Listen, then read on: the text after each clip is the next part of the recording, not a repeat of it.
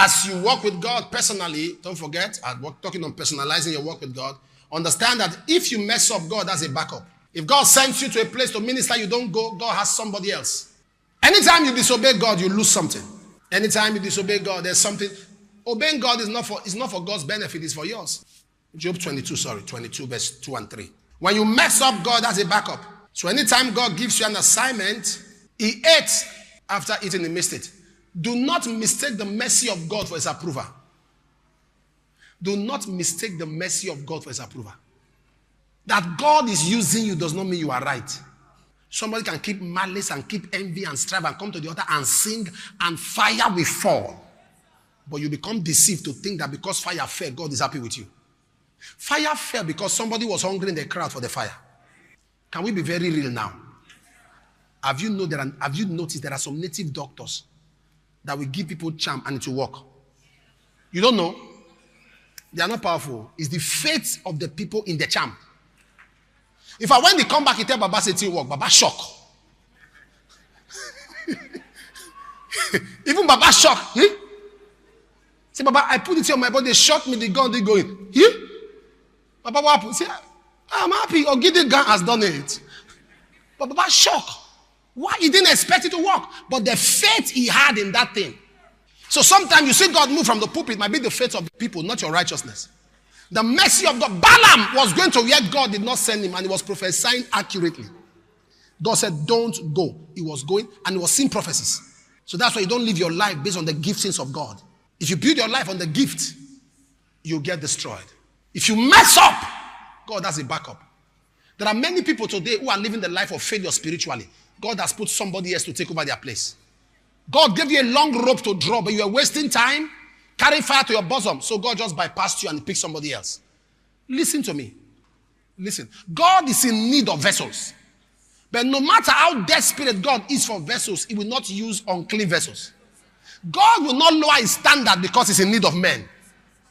You see schools and institutions, and they say they are looking for students, but there are requirements. Basic requirements. That's how it is.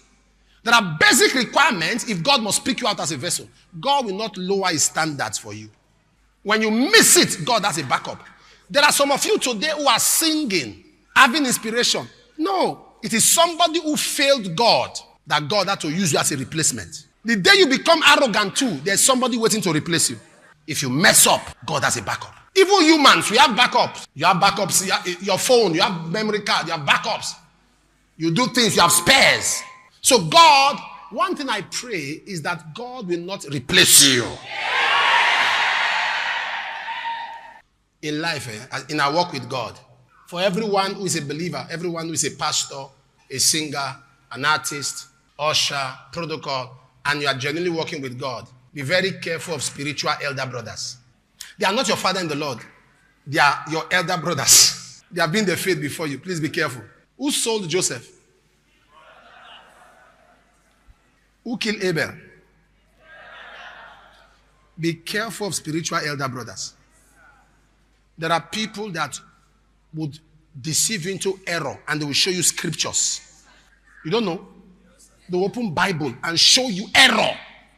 So if you are not grounded and don't have the Spirit of God and you are not conscious of what God told you, you deviate so easily. A pastor told me, in fact, he was in my program, I was ministering, God was moving. I noticed he got to a point, he sat down, I was rounding up, he frowned his face. Second meeting, he was seeing what God was doing, he was happy. Towards the end, he frowned his face.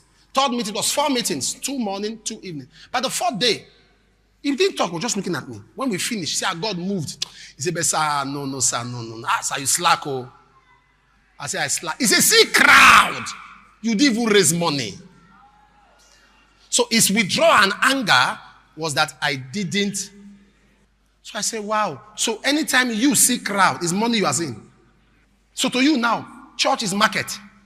So that's why you are angry. Say, no, sir, you didn't even raise, Now, that was the end of that friendship. There are people that have stolen so much, they're now still inside the church. Can you steal from Amadioha shrine? Can you see goat drop for River Holly?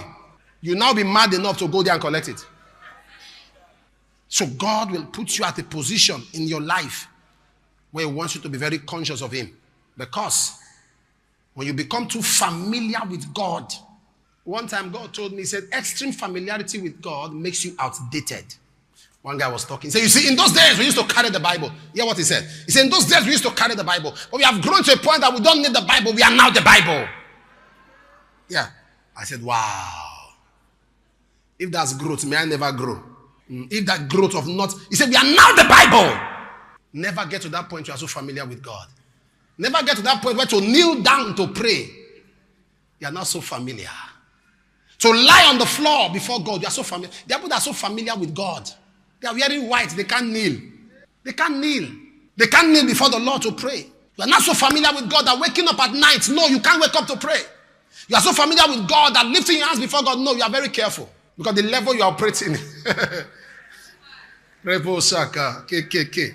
So the realms you are in now, no. We don't lift up hands. We don't lift up hands. We just commune. May you never be familiar with God.